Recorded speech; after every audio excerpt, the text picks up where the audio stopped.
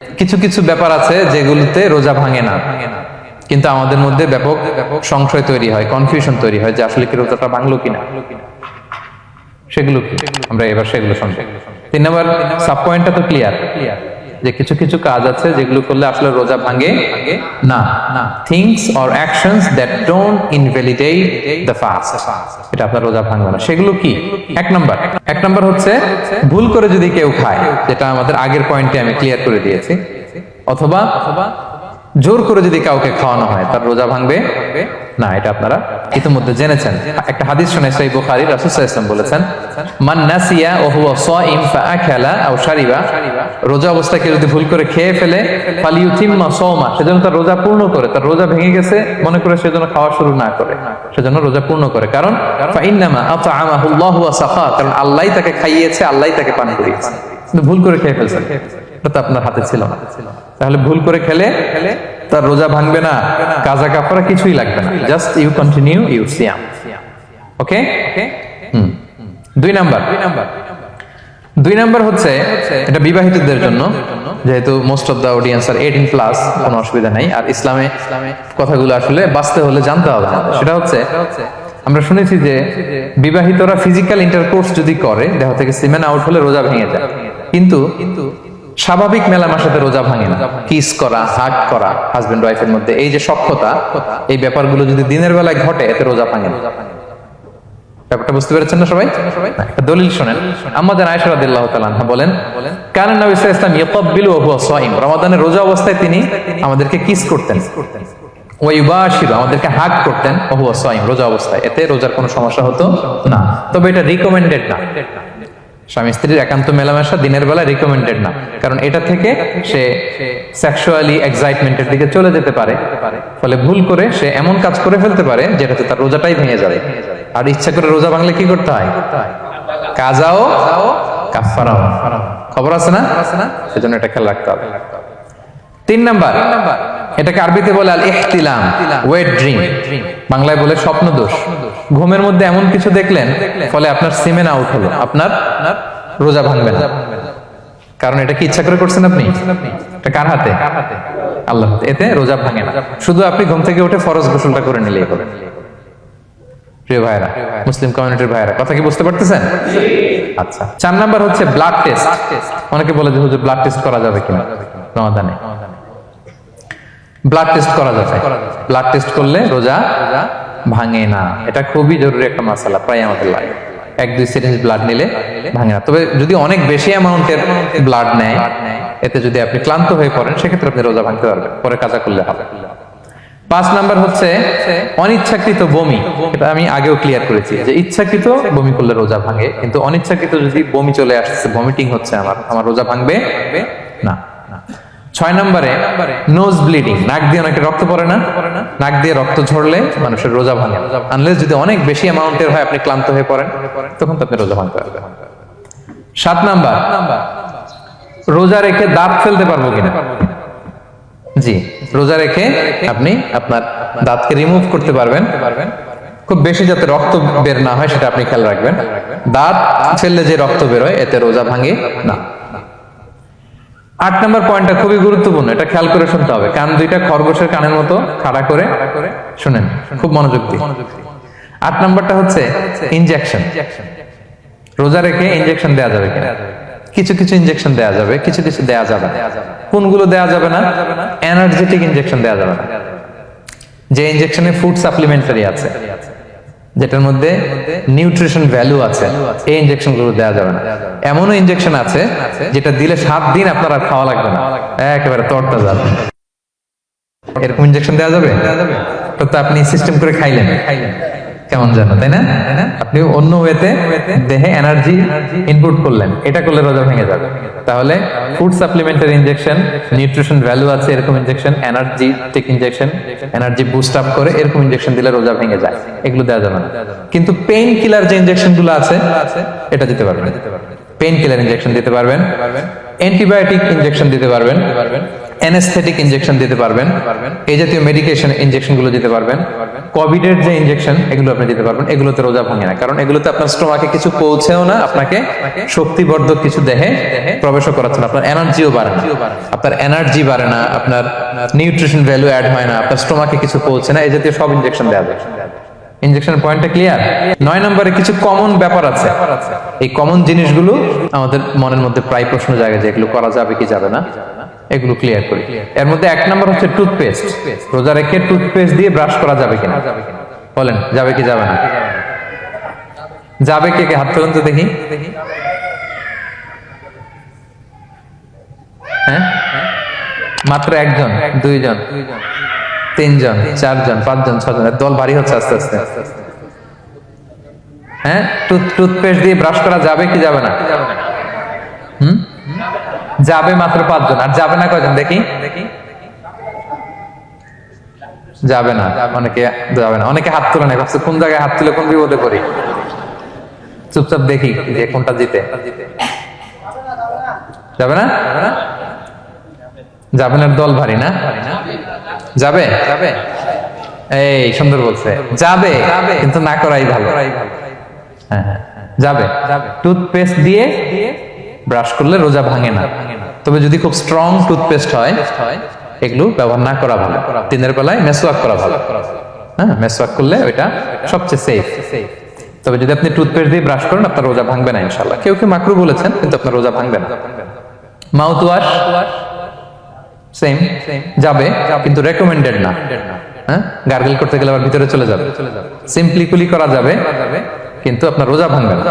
কিন্তু দিনের বেলায় আমরা টুথপেস্ট, মাউথ ওয়াশ এগুলো ইউজ না করে কোনটা সাজেস্ট করি? কোনটা? মেসওয়াক করেন তো আপনারা? রাসূল সাল্লাল্লাহু আলাইহি ওয়াসাল্লাম বলেছেন, আমার উম্মতের জন্য যদি কষ্ট না হয়ে যেত আমি প্রত্যেক নামাজের আগে মেসওয়াক করা ফরজ করে দিয়ে যেতাম। কষ্ট হয়ে যাবে, পকেট নিয়ে নিয়ে মেসওয়াক ঘুরতে হবে। এবং রাসূল সাল্লাল্লাহু আলাইহি ওয়াসাল্লাম মৃত্যুর আগে ওনার হাতে যে জিনিসটা রেখে উনি শেষ নিঃশ্বাস ত্যাগ করেছেন সেটা হচ্ছে মেসওয়াক। উনি অত্যন্ত অসুস্থ, প্রচন্ড জ্বরে কাতরাচ্ছেন, তখন দেখলেন যে ওনার শ্যালক আব্দুর রহমান রাদিয়াল্লাহু তাআলা আনহু উনি মেসওয়াক করতেছেন, তো উনি ফেল ফেল করে তাকায় আছেন, বলতে পারতেছেন না আমাকে দাও। আম্মা জান আয়েশা বুঝতে পারলেন যে রাসূল মনে হয় চাচ্ছেন, তো উনি এটা নিয়ে এসে নিজে চাবালেন। রাসূল সাল্লাল্লাহু আলাইহি ওয়াসাল্লাম চাবায় যে নরম করবেন এই শক্তিটাও গায়ে নাই, আম্মা জান নিজে চাবিয়ে রাসূল সাল্লাল্লাহু আলাইহি ওয়াসাল্লামের হাতে দিলেন, রাসূল সাল্লাল্লাহু আলাইহি ওয়াসাল্লাম মেসওয়াক করলেন। এই মেসওয়াক করার কিছুক্ষণ পরে তিনি ইন্তেকাল করলেন। আরবাউন মিন সুনানিল মুরসালিন, 4টা সুন্নাত, এটা সব নবীদের মধ্যে ছিল, এর মধ্যে একটা হচ্ছে আসওয়াক, মেসওয়াক। মেসওয়াক করবেন তো আপনারা? আচ্ছা। এরপর রোজা রেখে আতর দেয়া যাবে, কোনো সমস্যা নাই। পারফিউম দেয়া যাবে, সমস্যা নেই। আই ড্রপ দেয়া যাবে, চোখে ড্রপ দেয়া যাবে, আইলাইনার দেয়া যাবে, কাজল দেয়া যাবে, এগুলোতে রোজা ভাঙে না। এরপরে ডায়াবেটিক পেশেন্ট যারা আছে তারা ইনসুলিন দিতে পারবেন, এত রোজা ভাঙে না। এটা আমাদের লাগে না, আমাদের অনেক মুরব্বীদের দিতে হয়, আমাদের আব্বা আম্মাদের। তো এটা আপনারা জেনে গেলেন, ইনসুলিন দিলে রোজা ভাঙে না। এরপরে 10 নম্বর খুব মজার একটা পয়েন্ট, খাবারের যদি লবণ চেক করা হয় এতে রোজা ভাঙে না।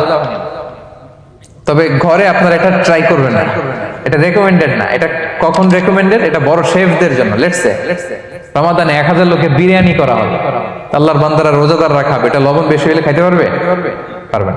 এজন্য যিনি শেফ, প্রধান বাবুর্চি, উনি লবণটা ট্রাই করতে পারবেন, করে সাথে সাথে কুলি করে ফেলবেন, ভিতরে তো কিছু গেল না, এতে রোজা ভাঙে না।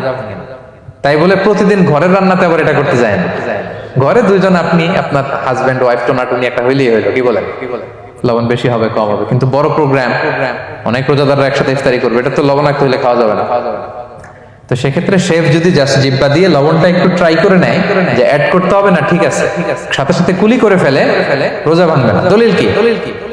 দলিল হচ্ছে কাঁচা ডালের মেসওয়াক। রাসূল সাল্লাল্লাহু আলাইহি ওয়াসাল্লাম কাঁচা ডালের জাইতুনের মেসওয়াক দিয়ে তিনি সেওয়াক দিয়ে মেসওয়াক করতেন। তো কাঁচা জাইতুনের আপনারা মেসওয়াক করছেন? এটা কিন্তু অনেক লবণাক্ত, সল্টি, এটার মধ্যে একটা ঝাঁঝালো ভাব আছে। তো এটা আপনার জিহ্বায় লাগলে কি রোজা ভেঙে যায়? ভাঙে না।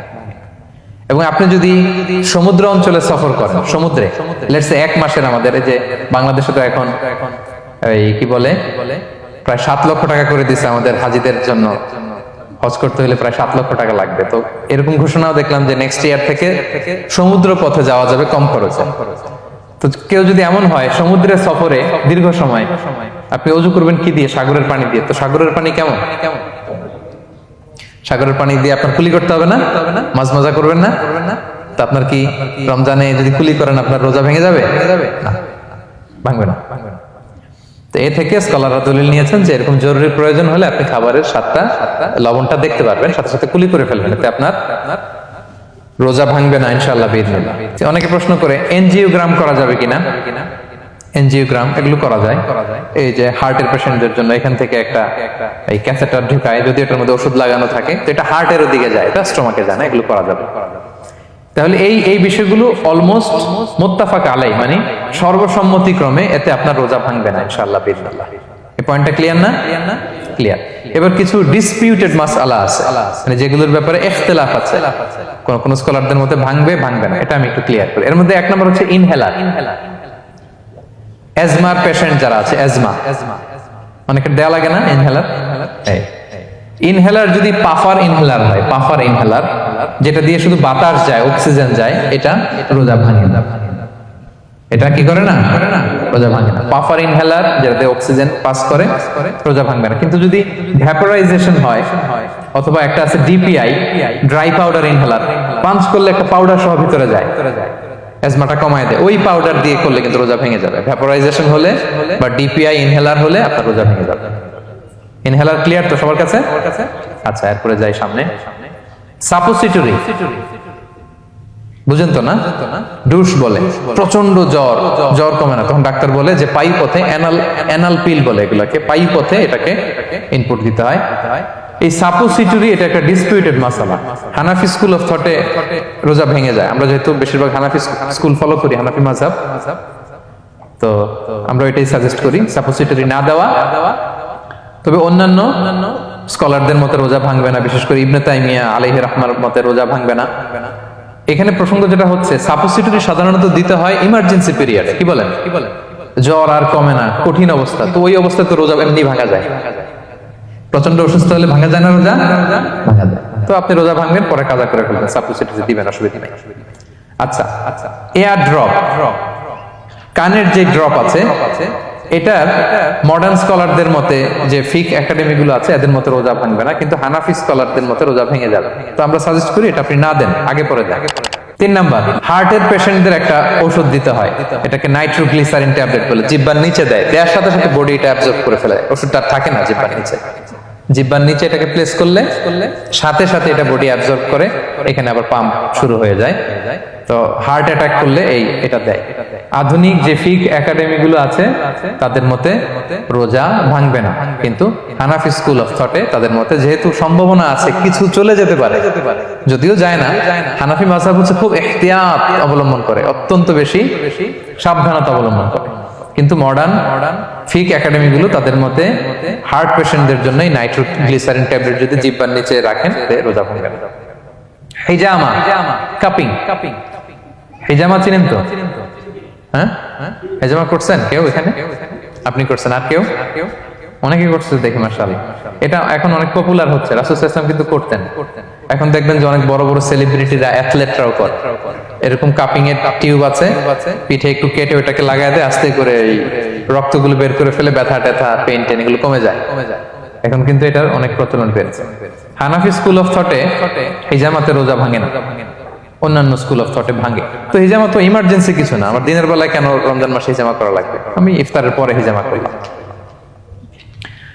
আচ্ছা, ব্লাড ডোনেশন করলে রোজা ভাঙবে কিনা? এক ব্যাগ যে রক্ত নেয়, ভাঙবে কিনা?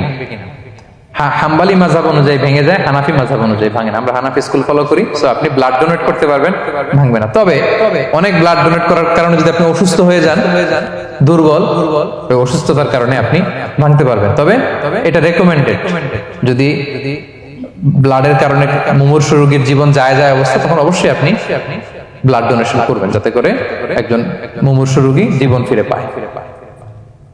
তো এই পয়েন্টটা তো ক্লিয়ার না সবার? তো এই ছিল সম্মানিত সুধী কিছু মৌলিক বিষয় যেগুলো করলে আমাদের রোজা ভাঙে না।